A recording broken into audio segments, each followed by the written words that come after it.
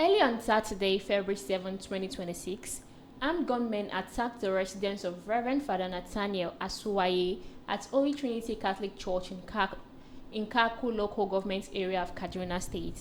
3 people were killed, 11 others, including Father Asuwaye himself, were abducted and remain missing. The incident is the latest in a long pattern of violent attacks and mass kidnappings in northern Nigeria. It's another painful chapter in northern Nigeria's long struggle with insecurity. 3 residents, ordinary villagers, people who were called home lost their lives in the chaos, and Father Asuwaye himself and 10 others were dragged away into the night. That's 11 people taken in total. The Catholic Diocese of Kafanchan released a statement soon after talking about profound sadness, confirmation of the death and abduction, and also a call for prayers for the safe return of the victims and comfort of the bereaved families. No ransom note has surfaced publicly yet, no group has claimed it, but in this region, that pattern is all too familiar. Bandits strike first, disappear into forest, and then wait. Now, this is not random. Kaduna sits right in the heart of Nigeria's insecurity belt. Banditry here is fueled by a toxic mix. That's competition over land between herders and farmers.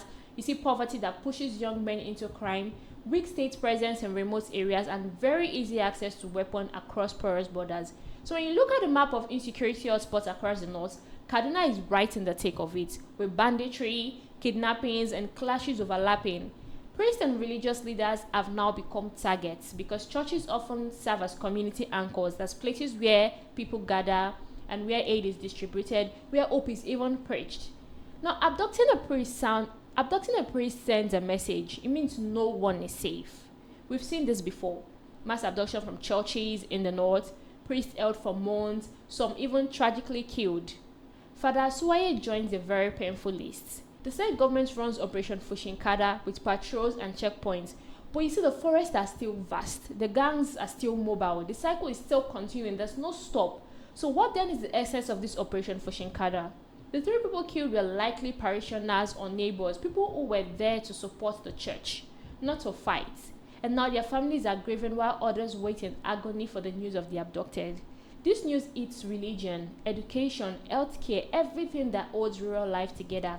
And because of this, schools are closing, markets thinned out, travel becomes dangerous, the economy suffers, and trust erodes. Northern Nigeria has endured years of this. Boko Haram in the northern east, banditry in the northwest, farmer-herder clashes everywhere. Kaduna is a crossroad. Communities are now displaced, families sleeping rough to escape violence, and this is the cost, this is the price they have to pay in situations like this. President Tinubu's administration promised tougher actions, but the results are very slow. Rural areas remain very vulnerable. Religious figures are soft targets. These people come and they carry cash that is meant for church needs. The abduction generates attention and potential ransom, yet there has been no major breakthroughs reported. And as of today, there's no major breakthrough in this case, but security forces are said to be tracking. We watch and we hope for a better result. Now we move over to Wiandre Pretorius, a 41-year-old former police reservist and police informant from Gauteng, who died by suicide on Saturday night, 7th February 2026, at a petrol filling station in Brakpan on the East Rand. According to South African Police National Spokesperson Brigadier Atlanta Math, police received reports shortly after 10 p.m. that he had taken his own life at the filling station. Officers arrived at the scene and found Pretorius' body with a firearm next to it. He had reportedly shot himself. His partner, a serving sub sergeant, described his fiancée was present during the incident and is cooperating with the investigators. An inquest docket has been registered to determine the full circumstance of the death. This includes reviewing CCTV footages from the filling station, which reportedly shows Pretorius and his partner engaged in a heated argument in the moments leading up to the shooting. Police are also examining ballistics, autopsy results, witness statements, and any other evidence to build a complete picture. The incident occurred just 2 days after Pretorius narrowly escaped an apparent assassination attempt. On Thursday, 5th February 2026, unknown gunmen fired at least 16 bullets into his white Isuzu Baki, which is parked outside his home on Clapper Street in Van Dyck Park, Boxup. Pretorius was unarmed in the attack, which police are investigating as attempted murder.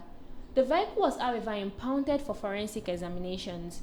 Pretorius' name emerged prominently during the ongoing Judicial Commission of Inquiry into Criminality, Political Interference, and Corruption in Criminal Justice System, known as Madlanga Commission, which is also chaired by Justice Madlanga. Last year, a witness testifying as Witness D implicated Pretorius in the 2022 torture and murder of Emmanuel Mbese. According to Witness D testimony, Mbese, who is a suspect in the robbery case, was allegedly tortured and killed, with his body later dumped in a dam.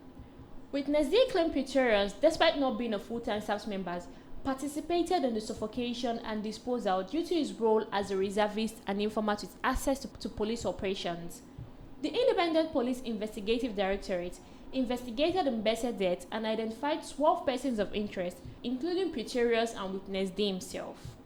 The docket was referred to the National Prosecuting Authority (NPA) for decision on prosecution. Tragically, Witness D was assassinated in late 2025, shortly after giving his testimony at the commission.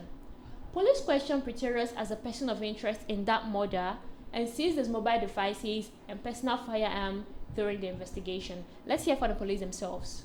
There were 12 persons of interest that both IPID and SAPS have identified as being behind the murder of Emmanuel Mbese. And Wiandre Pretorius was one of those that was identified as a person of interest, together with the Witness D. What is of concern and of interest is that of those 12, 8 are still alive. Wiandre, we now know that Wiandre committed suicide last night, but 3 others were killed assassination style. His death has now raised more questions than answers. So the question is, are we dealing with a syndicate that is eliminating each other in relation to the Emmanuel Mbese murder? So that is what our detectives are probing. Are we dealing with a syndicate that is eliminating each other in terms of their role and involvement in the murder of Emmanuel Mbese? So that is an aspect that we are looking at.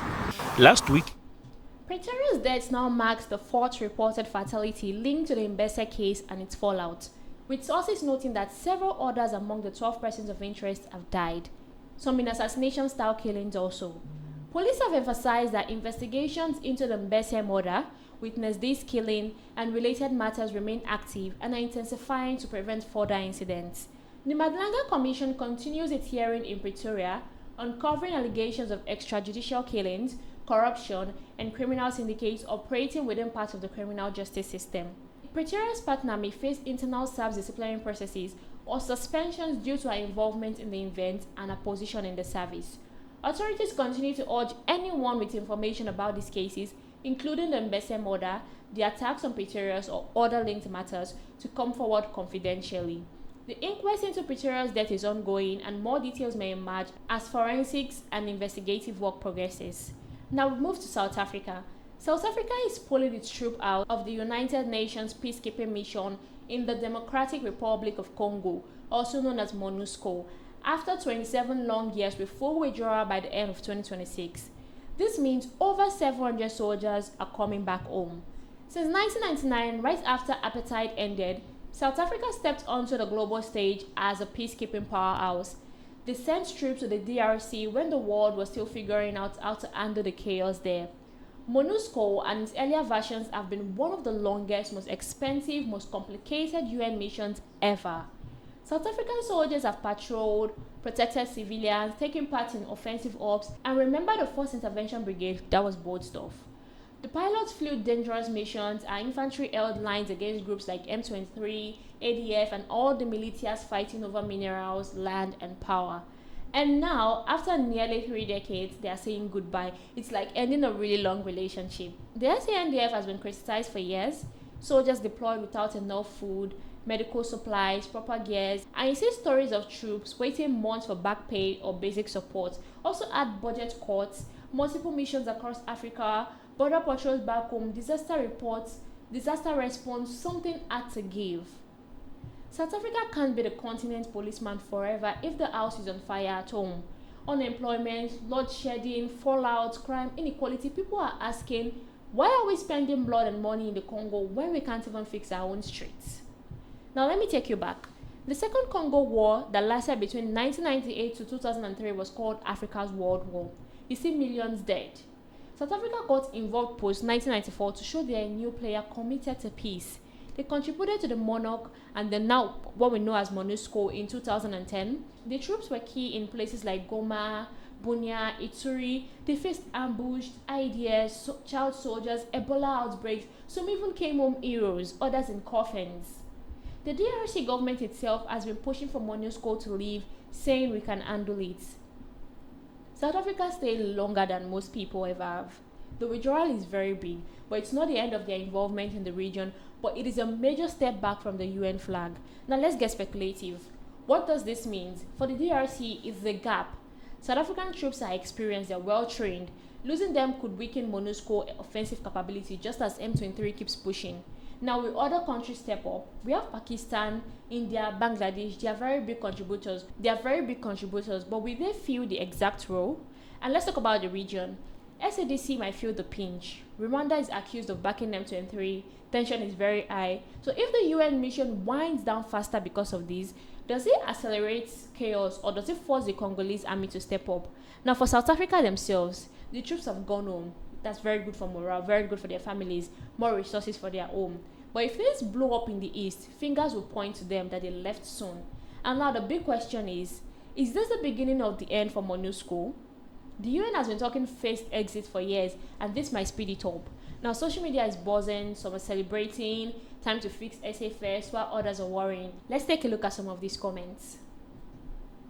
Now we have these comments by Tog Life. He said, South Africa leaving UN means they no longer have protection, that's military from other UN member states. It can be easily attacked from all sides. Terrorism will come from the sea and other security threats from neighboring countries. But it's a good move though. I think what this person is trying to say is that South Africa leaving the UN means when it's time for crisis, like if they ever be in a crisis situation, they're not going to get military support, they're not going to get military protection from other UN member states.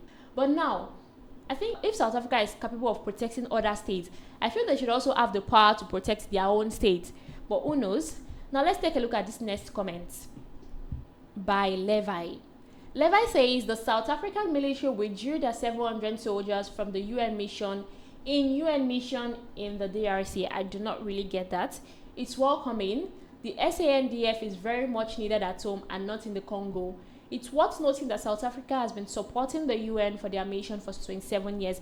This person is commending South Africa leaving the UN. And then this next comment by Gadfly. Gadfly says South Africa's withdrawal from the DRC ends nearly 30 years of UN peacekeeping presence. The question is not retreat versus resolve, it is capacity versus ambition. You cannot protect stability abroad while readiness at home is eroding. Withdrawal must mark reform, not decline. Now, what this person is trying to say is that South Africa can't keep protecting every other person when their own home is not even fixed. So he's also trying to commend them for coming back home to fix their home rather than focusing on the outside. Now, no country can carry endless burdens. South Africa has done its part. 27 years is a whole lot, and I think they've done well. Now we move over to the World Health Organization. The World Health Organization and their cancer research team just dropped a huge study. And the headline is kind of mind-blowing. Up to 4 in 10 cancer cases across the world, we could prevent them, like actually stopping them from happening. Now that's roughly 40% in 2022 alone. That would have meant about 7.1 million people who wouldn't have gotten that scary diagnosis. I mean 7.1 million. Let us think it for a second. Now they looked at data from basically everywhere. We have 185 countries, 36 different kinds of cancers, and they found 30 things that are driving a ton of cases. And almost all of them we can actually do something about. You see, number 1 on the list is tobacco. Still the biggest bad guy by far. 15% of all new cancers are tied to smoking. I mean, we've known this forever, but seeing it as 15% of everything still hits very hard. They make up 10% of cases globally. For the first time, they really broke out 9 specific bugs that can lead to cancer. HPV is also a giant one. That's almost all cervical cancers. Then there's also Helicobacter pylori. That's the stomach bug behind a lot of stomach cancers. And also hepatitis B is in there too. But you want to know the cool part? Vaccines and treatments already exist for several of these. So it's not hopeless, it is actionable. And we also have alcohol at 3%, obesity and not moving enough to climbing the racks, air pollution, too much sun, all of it adds up. And here's the crazy thing, just 3 cancers, lung, stomach and cervical, are responsible for nearly half of these preventable cases. And speaking about this, guys are actually getting it harder. 45% of cancers in men are linked to those preventable things, compared with 30% in women. Smoking alone is driving almost a quarter of cases in men, and that's very wild. Different parts of the world looks different too. Some places are seeing over half their cancers tied to stuff we can change, and others are lower. But the point is, everywhere there's always a big chunk. We don't just have to accept it. So what now? If you're a government person listening, it is important to clean the air, get HPV and hepatitis B vaccines everywhere. Make it easy to get checked for people with stomach bugs. And if you're a regular person just like me, maybe it's time to finally quit smoking. Maybe it's time to cut back on these drinks. Maybe it's time to get outside more, eat a bit better, put on sunscreen, or ask your doctor, hey, should I get that HPV shot even though I'm not a teenager anymore? Let's take a look at some of these comments. Now we have this comment from Burgess. Burgess is saying, did you know that pharmaceutical companies have been working on curing cancer for almost 50 years and they still haven't found a cure supposedly? A cured patient means one less customer. Let that sink in. This person is actually a very funny person. So what this person is trying to say is that the WHO has been hiding the cure to cancer. A lot of pharmaceutical companies have been hiding the cure to cancer, meaning they actually have the cure, but they've been hiding it because if they should bring out the cure, then they are going to be having less patients, and less patients means less money. Is this person trying to say that the WHO enjoys watching people die of cancer? Do they enjoy watching people lose their life through cancer? I want you guys to drop your opinion in the comment section. And then we have this comment by Messenger of God Mary Marys. Wow. Mary Marys is saying the WHO is a murderous organization. Now that's a huge word to use. Vaccines and drugs are the cause of diseases. Safe chemicals build up the immune system, destroy cells, and even causes cancer. The WHO is a murderous organization again. Together with Bill Gates, is filling the earth with corpses. I don't think the body responsible for finding cures to diseases, for finding cures to people that are very sick, would be responsible for the murders of those people. I mean, they are responsible for finding, I think they were responsible for finding the cures to some of these outbreaks like Ebola and COVID, if I'm not wrong. Why would they be enjoying watching people die of cancer? And besides, murderous organization is a very, very bad word to use. Mary, messenger of God. And then we have this comment by a right-winger. Right-winger says, if WHO had a cure for cancer, they would hide it. Why are people saying this? The WHO is corrupt beyond fixing and should be disbanded. No comment. And then we have this comment by Dreamy. This person is saying the link between colon cancer and poor diet is unmistakable. There are times when a person can have a healthy lifestyle and still get it. But when talking about those times, I would rather be someone who tries to prevent these things than someone who lives in regret. This person is a very smart person. What this person is trying to say is you should actually listen to what the WHO is saying. Instead of you waiting for the cancer to come, try to prevent it. You prevent it by cutting out those drinks, cutting out tobacco, and living a very healthy lifestyle. If you're supposed to take a staircase or you're supposed to take a walk, if you're supposed to take a staircase or you take a walk, it's better you take the staircase according to what the WHO is saying. So practice these healthy lifestyles that can prevent these diseases. It is better to prevent them than to live in regrets, just like Dream said. Now let's go back to our discussion. We have 7 million people here, and that's not just numbers. That's people's mothers, fathers, friends, aunties, cousins, even children. So I'm just going to ask you this once. Pick one thing actually, one tiny move. Skip one cigarette tomorrow. Take the stairs instead of the elevator. Look up whether you're due for a vaccine, and whatever feels doable, do it. Because the science is basically shouting, we do not have to wait for some miracle cure. A lot of this can be stopped even before it starts.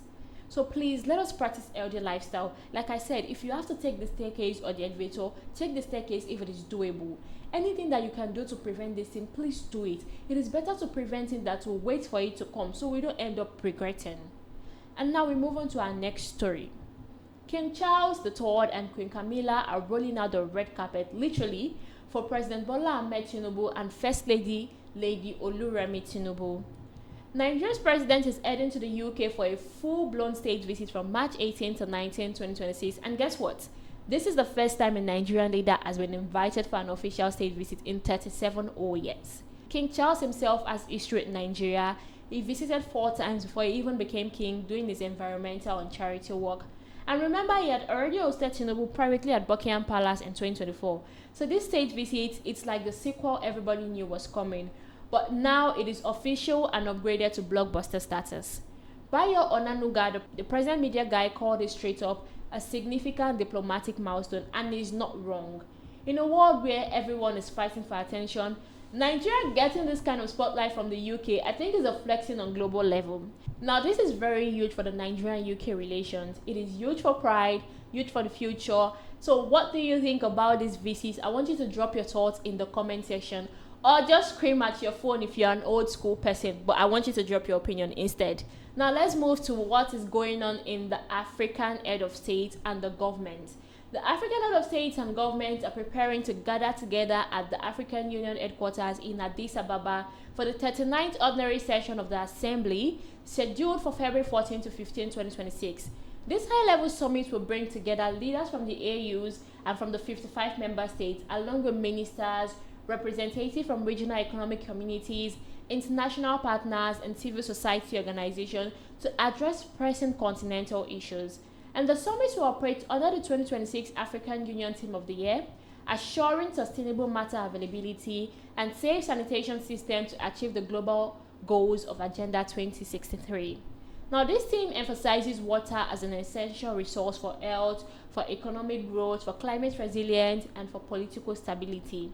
Discussions are expected to focus on strategies to combat water scarcity and also enhance sanitation infrastructure, to promote integrated water resource management, and to align this effort with Agenda 2063, which is the AU's blueprint for a prosperous and united Africa. The event forms part of a broader schedule spanning February 10 to 16, 2026, and the preparatory activities include the 48th ordinary session of the Executive Council, which is scheduled for February 11 to 12, where foreign ministers will review reports, adopt decisions, and prepare recommendations for the Assembly. And it also contains the 51st ordinary session of the Permanent Representative Committee earlier in the week, which is for setting the stage for higher level deliberations.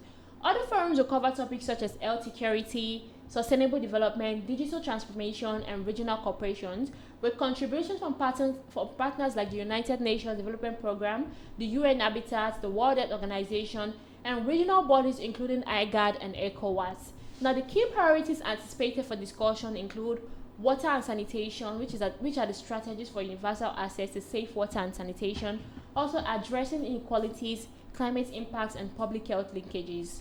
And we also have the peace and security stability. We have a lot of ongoing conflict in regions like Sahel, Horn of Africa, and Central Africa. Now, progress on silencing these is very important. And also economic integration and Agenda 2063, which is for advancing the African continental free trade area, institutional reforms, financing for development, and digital transformation as enablers of growth.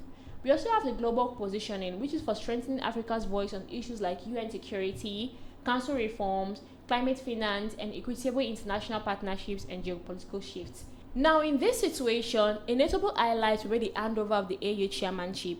The rotational leadership for 2026 is expected to pass to Burundi, with President Evariste Ndayishimiye taking the helm to guide the implementation of the year's theme and other priorities.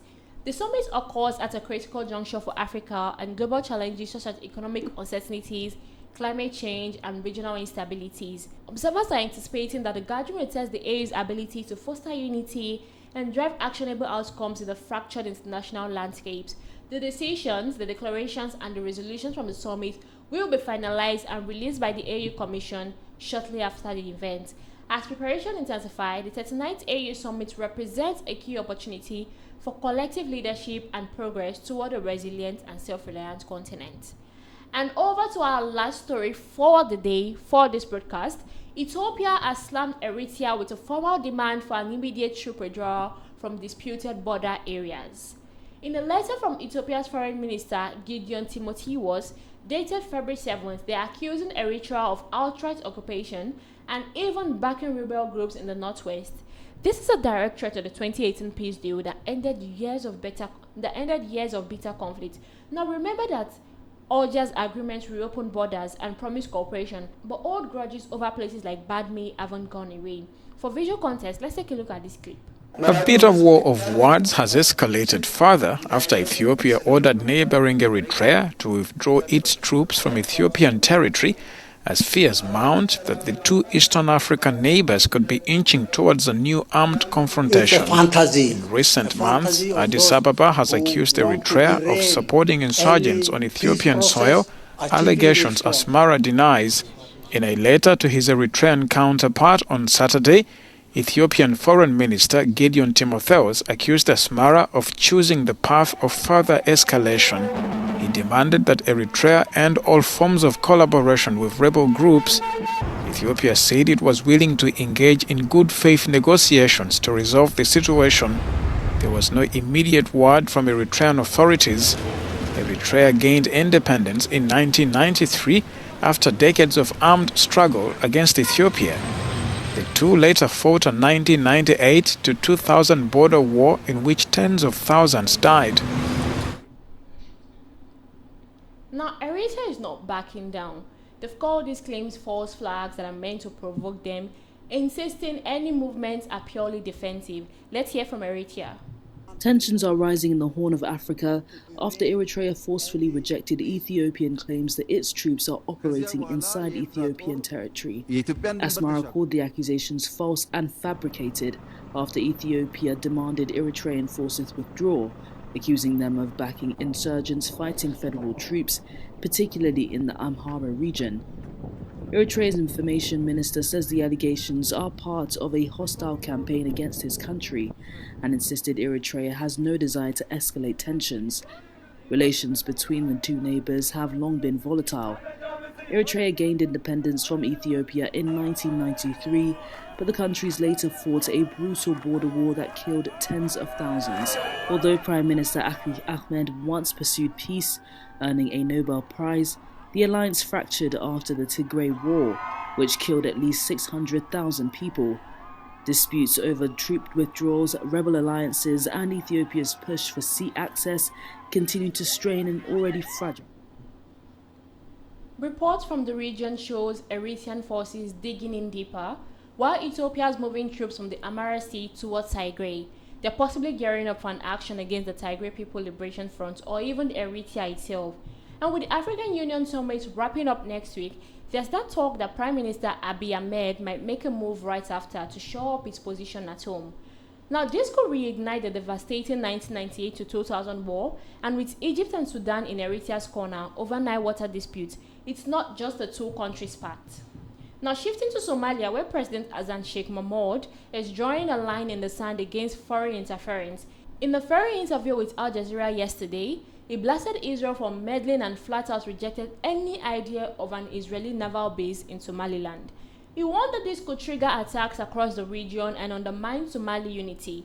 Somaliland, which broke away in 1991 but isn't recognized internationally, has been cozying up to outsiders for investment in Berbera port and think deals with the UAE also. But Mogadishu sees this as a sovereignty grab, especially after Israel's reported recognition of Somaliland last year. Let's see this clip. The information that we have is Israel agreed with Somaliland is bring Palestinians to Somalia and then having a base in Somalia as well. And the third was Somaliland to sign the Abraham Accord.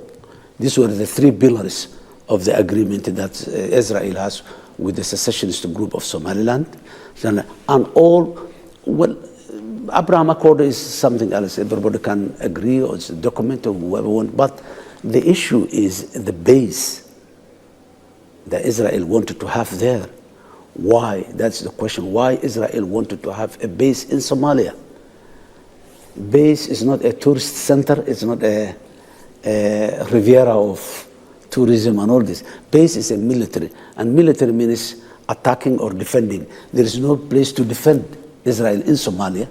So what we're seeing is that Israel is preparing or positioning itself to attack someone else. We don't have Israeli security forces in Somalia yet, and we don't see them coming in the near future as well.